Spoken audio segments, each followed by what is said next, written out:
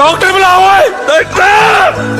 20 दिसंबर 2024 की सुबह 5:45 पर जयपुर अजमेर हाईवे पर एक एलपीजी टैंकर और एक ट्रक की टक्कर हो जाती है, जिससे वहां पर एक बड़ा धमाका होता है और उसमें करीब 23 लोग घायल हो जाते हैं और 18 से भी ज्यादा मारे जाते हैं।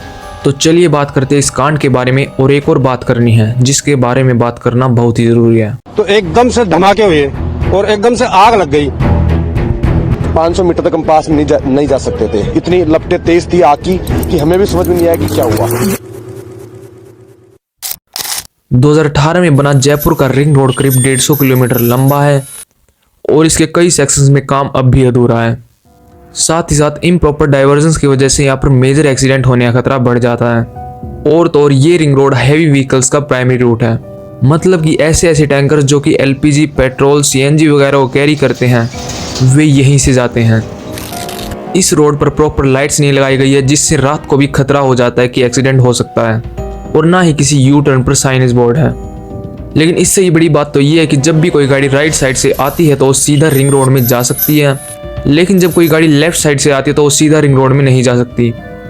उसे पहले वहां आना होगा जहां से राइट साइड वाली गाड़ियां सीधा रिंग रोड में जाती है, और वहां से यू टर्न लेके लेफ्ट साइड वाली गाड़ी रिंग रोड में जा सकती है। और ये सब इसलिए था क्योंकि अभी तक वहां पर कंस्ट्रक्शन हुआ ही नहीं था। वहां पर एक ब्रिज बनाया जाना था, लेकिन करप्ट नेताओं की मान लो या हमारी सुस्तीली सरकार की मान लो, वहां पर वो ब्रिज ही नहीं बना है, और ये यू टर्न ही बनता है इतने सारे लोगों की जान का जिम्मेदार। 20 दिसंबर 2024 को जब लेफ्ट साइड से आ रहा एलपीजी टैंकर रिंग रोड पर जाने के लिए यू टर्न लेता है, तो राइट साइड से आ रहा ट्रक जो कि बेडशीट कैरी कर रहा था वो सीधा आकर एलपीजी गैस टैंकर को ठोक देता है, जिससे एलपीजी टैंकर के 5 नोजल टूट जाते और 18 टन लिक्विड पेट्रोलियम गैस वातावरण में फैलने लग जाती है। थोड़ी ही देर में ये गैस दूर दूर तक हवा में फैल जाती है, और इससे पहले गाड़ियों में बैठे लोग कुछ समझ पाते वहां पर एक बड़ा भयानक धमाका होता है। ये इतना बड़ा धमाका था कि 200 से 300 मीटर की रेंज में आने वाली सभी चीजों, आदमियों, पक्षियों, जानवरों को जिंदा जला देता है। आप सोच कर देख सकते हो, भारत में गर्मियों का सबसे ज्यादा तापमान रहता है 35 डिग्री सेल्सियस से 50 डिग्री सेल्सियस, लेकिन एलपीजी गैस से जो लपटें उठी थी उनका तापमान हो सकता था 1200 डिग्री सेल्सियस। तो कितना भयानक रहा होगा वो मंजर। हवा में उड़ रहे पक्षी ऐसे जल जाते हैं मानो वे कभी एग्जिस्ट ही नहीं करते थे। गाड़ियों में बैठे लोग गाड़ियों से बाहर नहीं निकल पाते क्योंकि उनके दरवाजे पिघल गए थे। मोटरसाइकिलों पर बैठे लोगों को भागने तक का मौका नहीं मिला।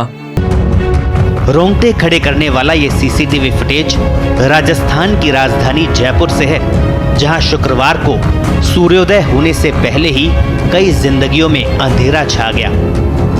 और इस हादसे ने करीब 37 व्हीकल्स को जला डाला। 10 किलोमीटर दूर से भी इस भयानक मंजर को देखा जा सकता था।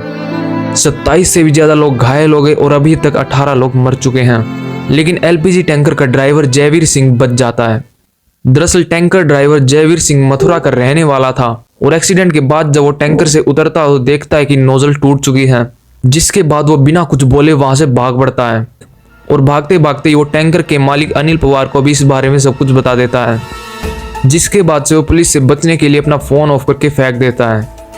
लेकिन जयवीर सिंह उसी दिन फिर शाम को पुलिस को अपने आप को सरेंडर कर देता है। जयवीर की फोटो अभी तक पब्लिक में आई नहीं है, लेकिन इस कांड के पीछे के कारण क्या थे,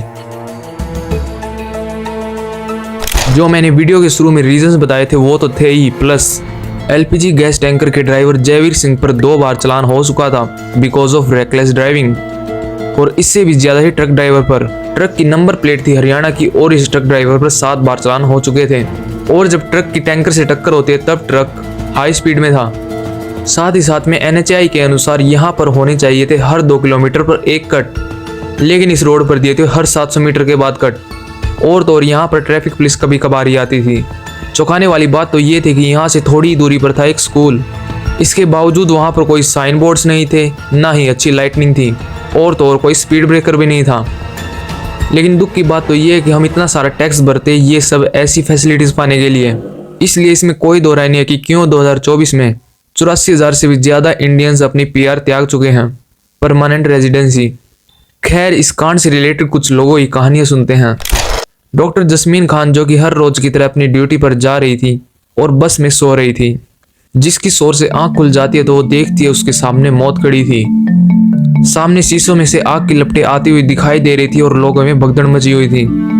पूरी बस में धुआं फैला हुआ था, लेकिन जस्मीन खान हिम्मत नहीं हारती और खिड़की का शीशा तोड़कर उस टूटी हुई खिड़की में से नीचे कूद जाती है, जिससे उनका एक पैर फ्रैक्चर भी हो जाता है। जिसके बाद वहीं पर कुछ भागते हुए लोग जस्मीन की हेल्प करते हैं और वो खेतों में जाकर शरण लेती है। जिसके बाद एक कार ड्राइवर उसकी हेल्प करता है और उसे हॉस्पिटल में पहुंचा देता है। यहाँ पे हम भागते भागते एक प्राइवेट हॉस्पिटल में पहुँचे। पैदल आप चले गए थे प्राइवेट हॉस्पिटल में, कैसे गए थे? बहुत दूर तक हम पैदल भागे, बहुत दूर, बड़े बड़े खेत थे वहाँ पे, उनको पलांग के फिर वहाँ कोई कार वाले आए, उन्होंने बिठाया और प्राइवेट हॉस्पिटल में पहुँचाया। उन्होंने एम्बुलेंस से हमें यहाँ पहुँचाया। कितना घंटे लगे, आप कितना समय लगा SMS पहुंचने में आपको?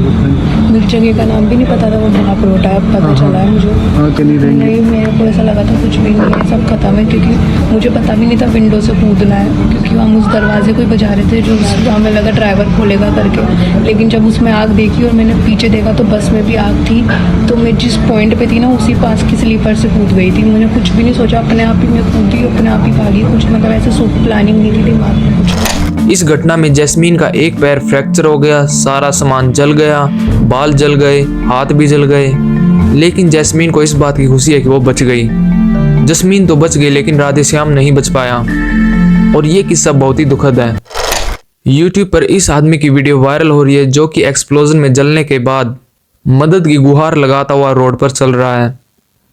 इतने सारे आदमी होने के बावजूद कोई भी आदमी उसकी हेल्प नहीं करता है सिवाय उसकी वीडियो बनाने के, और ये आदमी तड़प तड़प कर ऐसे ही रोड पर मर जाता है। ये शख्स था जयपुर का रहने वाला राधेश्याम, जो कि हर रोज की तरह अपनी ड्यूटी पर जा रहा था। लेकिन हादसे की चपेट में आकर इसका 85% से भी ज्यादा हिस्सा जल जाता है और इस जली हुई चमड़ी के बाद भी ये बच जाता है और रोड पर मदद की गुहार लगाते हुए चलता है कि कोई इसकी हेल्प कर दे। डॉक्टर बुलाओ, डॉक्टर उठ जाए यार।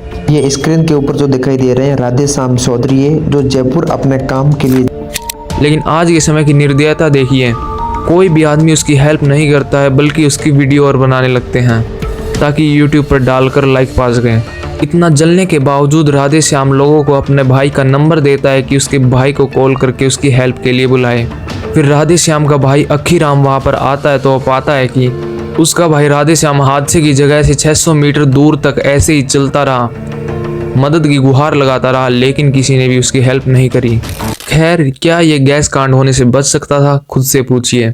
किसी भी आदमी को कोई फर्क नहीं पड़ता, चाहे टैक्स कितना ही बढ़ जाए या हमारा लॉ कितना ही बायस्ड हो कि अतुल जैसे लोग मरते रहें, या हमारे देश में कितना ही मिसमैनेजमेंट हो या करप्शन हो, या कितना ही टोल टैक्स देने के बाद हमें ऐसी ऐसी फैसिलिटीज मिले कि हॉस्पिटल में खड़े होने तक की जगह नहीं है। इस सब के बावजूद लोगों को इसी डिल्यूजन में रहना अच्छा लगता है कि हमारा भारत अब भी महान है। खुद से पूछिए।